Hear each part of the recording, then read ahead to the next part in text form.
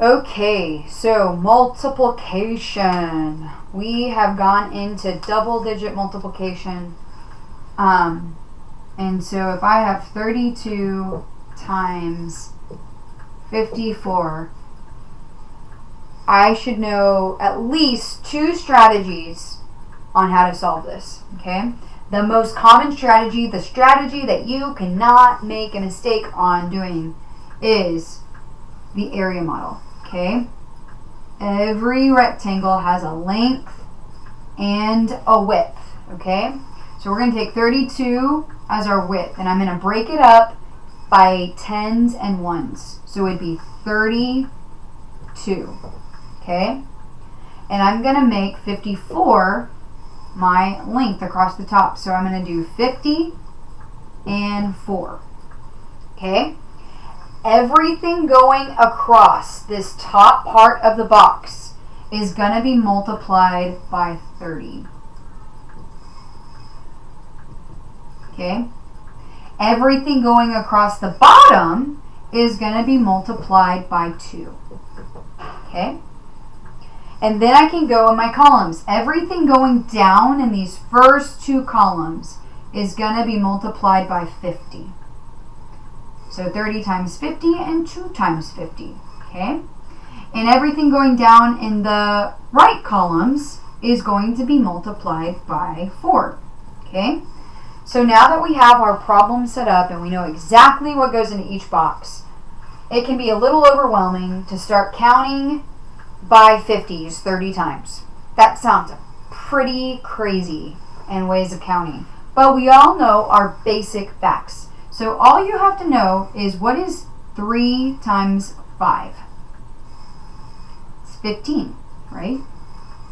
But I have 2 zeros here. And so those 2 zeros are going to be placed at the end of the number, making 1,500. So if I was going to count by 50s 30 times, I would get 1,500. That's going to take a while. This shortcut is better, okay? So then, this next one, 30 times 4. So 3 times 4 is 12. And I have 1 zero this time, so that 1 zero goes at the end of the number, making 120. 2 times 5 is 10. This one, it can be easy to get tricked up on because there's a 0 at the end, but you have to place that extra 0. We know that 2 50s is 100. It's not 10, okay? And then 2 times 4 is 8. And then I'm going to take all of these numbers and I'm going to write them very neatly on the side, adding them up. You can add them 2 at a time, or you can add them all 4, but you have to make sure that they are lined up by place values. The ones, the tens, the hundreds, and the thousands, okay? So in my ones place, I just have 8. In my tens place, I just have 2. I have 7 in the hundreds place, and then I have 1,000. So my answer would be 1,728, okay? The next strategy, using the same exact numbers, is what we call the distributive property. And this is the bridge to the multiplication algorithm. The problem with this strategy is most often people just multiply the tens and the ones. And so they say it's 30 times 50 and 2 times 4. And when I multiply these together and I get 1,500 and I get 8, then this must be the answer, okay? 1,508. The problem is multiplication is not like addition. Every number has to touch, okay? So this 50 also has to touch this 2.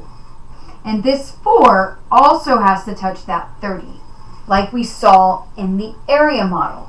So you have to do 50 times 2, and you have to also incorporate 30 times 4, adding 100 and 120 to my answer, okay, which would equal 220. And when I add that up, I will get the same exact answer I got when I did the area model, 1,728.